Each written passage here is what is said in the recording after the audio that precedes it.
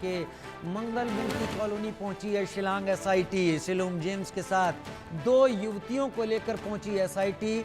मनोज गुप्ता नाम के शख्स के घर की एसआईटी ने तलाशी ली। आरोपियों ने रतलाम में भेजे थे राजा और सोनम के गहनों की तलाश में रतलाम पहुंची है। शिलोंग की एसआईटी एक व्यापारी से गहनों को लेकर पूछताछ भी यहां पर की गई है। शिलोंग की एसआईटी हर लीड पर हर कहीं पहुंच रही है। अब रतलाम का भी यहां पर निकल आया है एक संबंध, और यहाँ पर बताया जा रहा है सोनम के शादी के बाद के वो गहने जो राजा के पास थे उन्हें इस शख्स को बेचा गया था। क्या इस शख्स ने उन गहनों को गला दिया? क्या इस शख्स ने उनको अपने पास रखा हुआ है? अभी इस बारे में जानकारी नहीं है, लेकिन छापेमारी यहाँ की गई है। एहतियाब शेख मेरे साथ, मेरे सहयोगी लाइव इस वक्त जुड़ गए हैं। एहतियाब, जिस भी दिन बात कीजिए राजा रघुवंशी केस में एक नया सिरा खुलता है और वो कहानी को सुलझाता नहीं, थोड़ा और उलझाता है।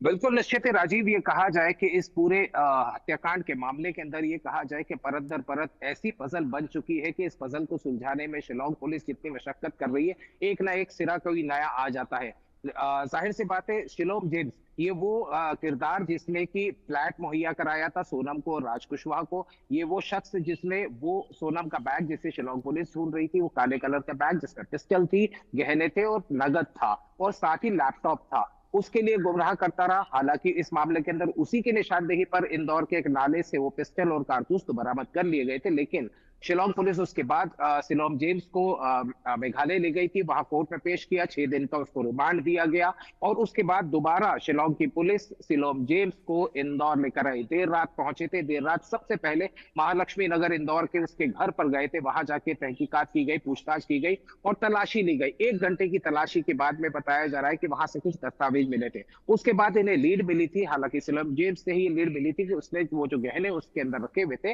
वो रतलाम के किसी ज्वेलर को बेचे थे। फिर बहरहाल शिलोंग पुलिस उसे सीधे रतलाम लेकर गई और रतलाम में उस ज्वेलर से तो बातचीत की गई, लेकिन उसके ससुराल, शिलोंग जेम्स का ससुराल, गुप्ता जी का जो ये घर है वहां लेकर गई थी। साथ में उसकी बताया जा रहा है, हालांकि वो चेहरा छुपा हुआ था, लेकिन 2 महिलाएं थी। बताया जा रहा है कि उसमें शिलोंग की एक पत्नी थी और उसकी साली भी उसके साथ में मौजूद थी। ससुराल में जाके तकरीबन 1.5 घंटे तक वहां तफ्तीश की गई, तहकीकात की गई। हालांकि शिलोंग पुलिस ने इस मामले में कुछ पुष्टि नहीं की है, लेकिन जो सूचना मिल रही है राजीव, सूचना ये मिल रही है कि वहां के किचन से एक बैग मिला। उस बैग में बताया जा रहा है कि कुछ लैपटॉप होने की संभावना बताई जा रही है कि शायद वो लैपटॉप सोनम का ये वही लैपटॉप है जिसको शिलोंग पुलिस लगातार ढूंढ रही है। और शिलोंग जेम्स लगातार पुलिस को गुमराह कर रहा था। उसने कहा था कि उसने रास्ते में फेंक दिया था, फिर कहा नाले में फेंक दिया था, लेकिन वहां नहीं मिला। लेकिन अब शायद लगता है कि कहीं ना कहीं बड़ी लीड जो है रतलाम से शिलोंग पुलिस को मिल चुकी है और जितने भी तार है वो अब कहीं ना कहीं वो मिसिंग पीसेस और द पजल है वो लगातार शिलोंग पुलिस इन एविडेंसेस के तहत तैयार कर रही है, ताकि वो तस्वीर बिल्कुल साफ हो जाए कि राजा हत्याकांड के करने के बाद में जो सबूत है वो कोर्ट में पेश किए जा सके। जी, वो कोर्ट में पेश किए जा सके। और आज अभी भी क्या मध्य प्रदेश में ही रहने की तैयारी है शिलोंग एसआईटी की, या फिर केवल मनोज गुप्ता और यहां पर छापेमारी के बाद वापस निकलेगी?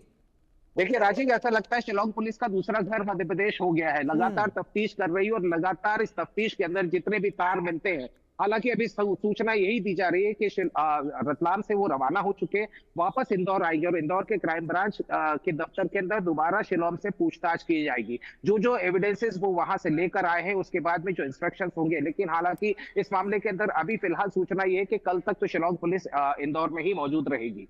बहुत शुक्रिया मेरे साथ जुड़ने के लिए एहतियाब, इस जानकारी के साथ आपका। फिलहाल एक छोटा सा ब्रेक, जल्द हाजिर होते हैं।